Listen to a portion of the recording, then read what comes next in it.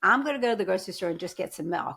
But I'm going to walk out of there and I'll have spent $40 because I would have forgotten maybe the chips. Maybe that cheese looks good over there. Not for me, but for you, James. There's always something that, so when you go in, you say, oh, hey, this is what I want. And then your price of admission, you're going to go to Costco. You're going to spend, depending on your situation, anywhere from $200 to $400. Price of admission to go to Costco.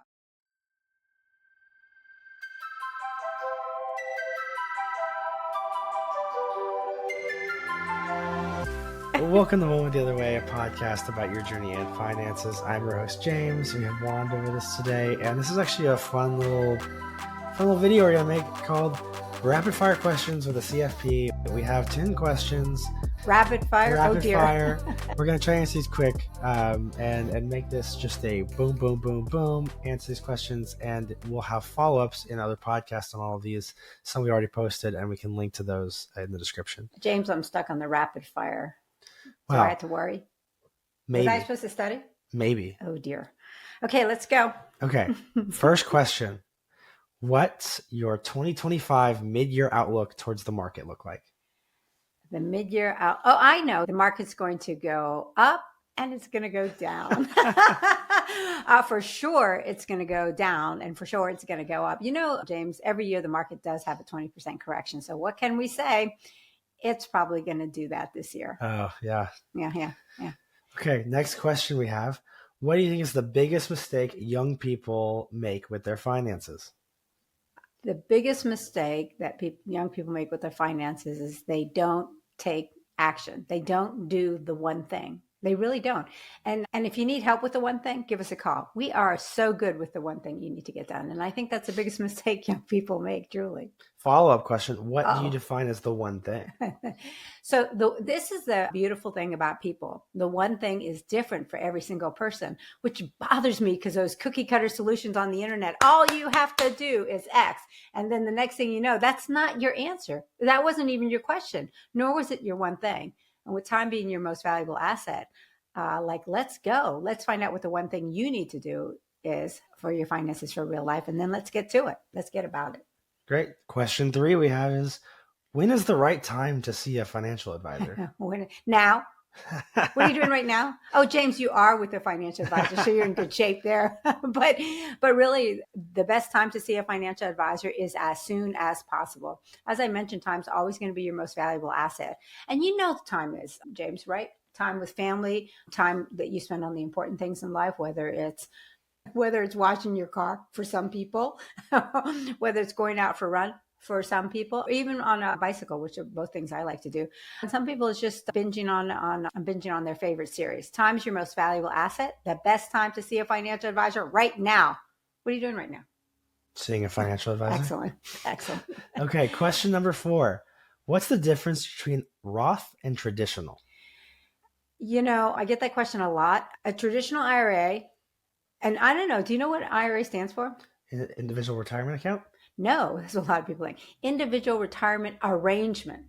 Oh. So there you go, like learning new things all the time. So an IRA was established initially to allow us to have a retirement arrangement, right? You know, IRA, right? Set up by Congress a few years ago. Sometime, I want to think in the 80s, 90s, Senator Roth came up with what's called a Roth IRA. The nice thing about a Roth IRA is that a Roth IRA, you cannot take the deduction like you can on a traditional. So you don't get the near-term tax benefit of this year. However, you never have to pay taxes on the growth of a Roth for the rest of your life, which is pretty cool. Think about it. So traditional, you can take a deduction in the year that you're contributing to it. A Roth, you cannot take the deduction. That's the primary difference. But you do have to pay taxes on the traditional when you take it out. You have to pay taxes on the traditional when you take it out. Okay, because but not Roth. No, not the Roth, right? But the follow-up on that, of course, is you can't make too much money and contribute to a Roth, but I think we'll talk more about that. We have a podcast on Roth IRAs. Right. Next question I have, what's the difference between an index fund and a mutual fund? So an index fund takes some set of stocks and it says you're going to invest in all of them, like S&P 500. And it's a cheap way of investing in all 500 stocks. And a mutual fund is considered a managed way of investing in the market. And so has a person or a committee, a team making decisions about which one of those 500 stocks should be in there. So clearly the index fund is going to be cheaper. The managed fund is potentially more expensive. However, that's not the only consideration when you're selecting what type of mutual fund you should have in your portfolio. We're going to talk more about that in the podcast, I think. Eh? We do have podcasts on index funds and Yeah. mutual funds, and they will be in the description of this video. Excellent. Question 6 I have, Wanda. Should I be worried about tariffs? Tariffs is the hot topic of 2025, and it's clearly the current president's favorite word, I think is he says, right? And I'm amazed at how much we talk about it. Tariffs are really not something to be overall concerned in a financial plan. Your financial plan is about you. Tariffs is a very small component. It affects the GDP by 0.2%. It might be inflationary, but it might not be inflationary, So we really don't know all the effects of tariffs. I will say in the past, tariffs have been inconsequential to financial plans, regardless of which administration does them and regardless of what we do. Question number 7. How do I have a good life now and in the future? Actually, James, I would want you to have a great life now and a great life in the future. I want both things for you. And the easiest way to get there is to define it, right? Figure it out. What gives you joy today? And then it's almost what do you think is going to give you joy in the future? However, what gives you joy in the future has a lot to do with today. So in order to have that great life, let's get talking about what that looks like in the future and what your life looks like now. Next question I have, how much should I have in an emergency fund? Another great question. And as many people as there are in the world, what is there, 7 billion of us? Yeah, right. The amount you should have in savings involves your personal situation. And the best way to define what you need in savings is to talk to a professional who knows what needs to be in a savings account. I think that's the best answer. Follow-up question. What are some kind of considerations like, how long is it going to take you to get a job, or how long if you lost your job, or what are your major expenses coming up, or like right. old cars? So those are all consideration in savings, which is why it's important to consider that it's in your own personal situation what's important, right? So like the car situation, what your greatest expense is. Some people have like more medical needs than other people. And some people have, professionally where they are in their career has a different requirement. Like if you're younger in your career, if your job is easy to get hired or to find a new employment situation versus somebody whose job is very unique. Question number 9. What is your favorite budgeting tip? Starting.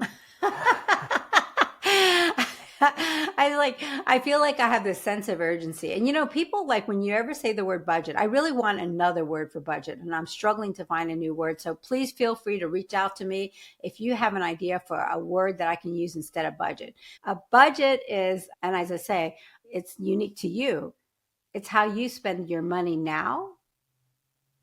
It also tells me a lot about yourself, what's important to you. So it's not just how you spend your money, but the why behind it.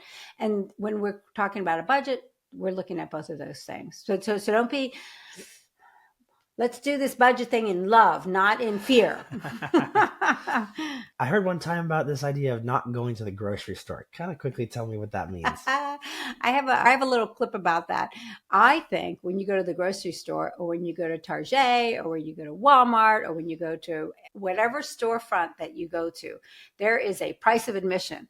And when you go there, you're going to spend that much money. I'm going to go to the grocery store and just get some milk, but I'm going to walk out of there and I'll have spent $40 because I would have forgotten maybe the chips.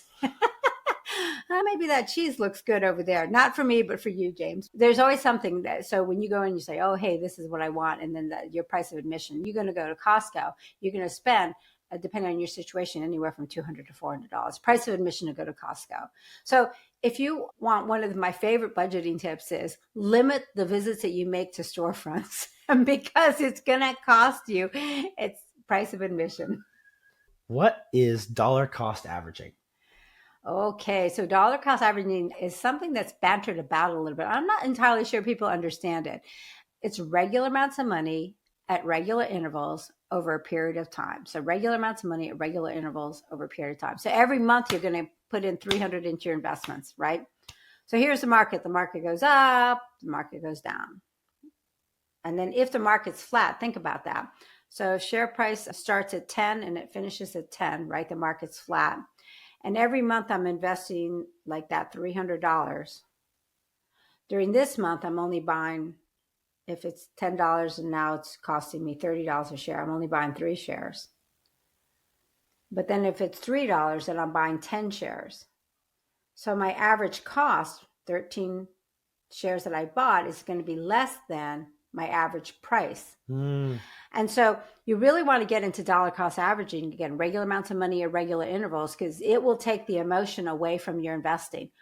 And you will automatically buy more shares when they're on sale versus more shares when they're more expensive. And everybody knows we like a good sale at that store, but we really struggle with good sales on the market. And so dollar cost averaging allows you to take advantage of sales in the market. We see that designation by your name, CFP, Certified Financial Planner. What is a certified financial planner? That's a very good question, James. Everybody wants a certified financial advisor, or certified financial planner, but what the poo is it? I will tell you, people ask me all the time, who certifies, who says, and what's the point of that? So certified, right? It means that we have been trained. We have to go to college, right? We've been trained and we've been tested, and we're tested in all aspects of financial planning. And so that test is a 1.5 day test that we take, James. Were you aware that was a 1.5 day test? No, but I knew it was a long test. Yeah, it's a long test. I don't know.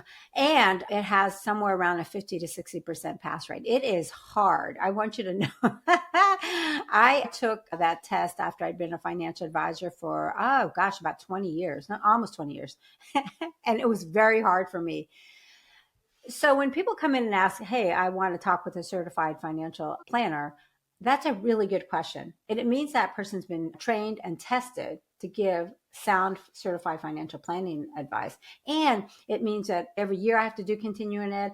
And every year I have to continue to get my certifications with my education. And if ever someone has a complaint against me, I actually have to go in front of a certified financial planning board to justify what I did or didn't do for a client. So there's a lot of regulation. There's a lot of regulatory stuff, but more importantly, there's a lot of scrutiny about the work that certified financial planners do.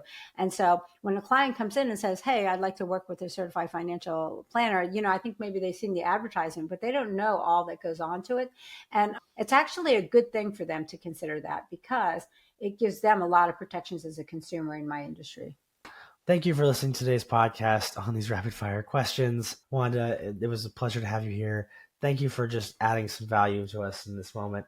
We ask that if you want to speak with Wanda, talk to a financial planner herself, you can find us at financesforlife.com. The schedule appointment button is at the top right of the page. And you can also continue following this podcast every 2 weeks on Spotify, Apple Music, and YouTube. Thank you so much for listening. We hope you have a wonderful day.